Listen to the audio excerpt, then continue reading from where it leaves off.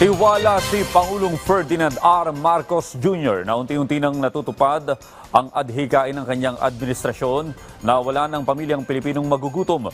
Sa tulong niya ng Walang Gutom program na mas pinalakas pa ng refuel project ng DSWD. Ayon sa Pangulo, inaasahang mapapababa rin ng programa ang hunger rate sa bansa. Si Clazel Pardilla sa detalye. Bukod sa kanyang 2 taong gulang na anak, siguro na rin ang tumatayong ina sa kanyang 3 kapatid matapos sumakabilang buhay ng kanilang magulang. Ang gastusin, hinuhugot niya sa kita mula sa maliit na tindahan at sahod ng kanyang mister na nangangalakal. Araw-araw naman po talaga na problema yung pagkain. Kasi po yung minsan po nasi-short. Minsan po 2 beses di na kami nakakapag-amusal, ganun po. Para maibsan ang bilang ng mga nagugutom at bumaba ang malnutrasyon sa bansa, sa pangunguna ni Pangulong Ferdinand R. Marcos Jr., inilunsad ang Refuel or Reducing Food Insecurity and Undernutrition with Electronic Vouchers. Bahagi ito ng Walang Gutom program ng Department of Social Welfare and Development. Muling kinargahan ng 3,000 pisong food credit ang Electronic Benefit Transfer Card ng mga benepisyaryo.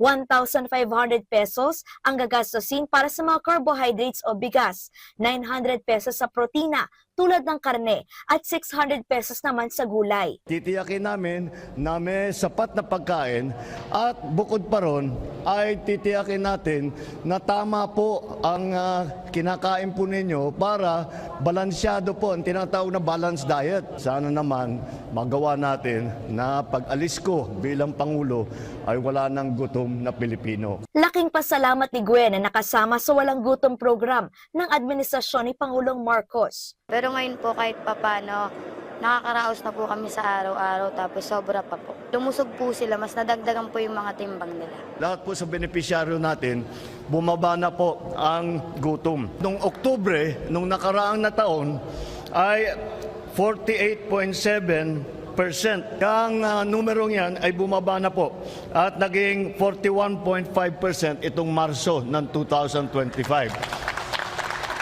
Palagay ko, pagkatapos ng taon, makikita natin mas bababa pa. Pinabubuti pa ng DSWD ang programa at nagtatag ng Walang Gutom at beneficiary application.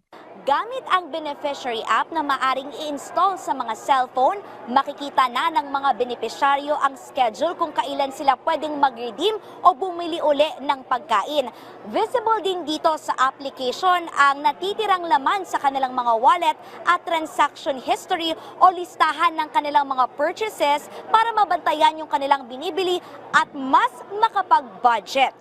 Sa tulong din ng app, mababantayan ng DSWD ang mga pagkaing binibili ng mga benepisyaryo at makikipag-ugnayan sa mga grupo ng mga magsasaka. Para matulungan natin sila ma-target kung ano yung kanilang mga itatanim para hindi nasasayang.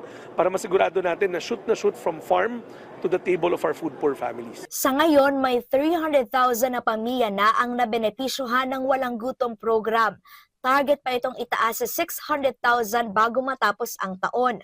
Sa pagpasok naman ng 2026, lalagakan ito ng 24 billion pesos para mapatatag pa ang programa. Clazel Pardilla para sa Pambansang TV sa Bagong Pilipinas.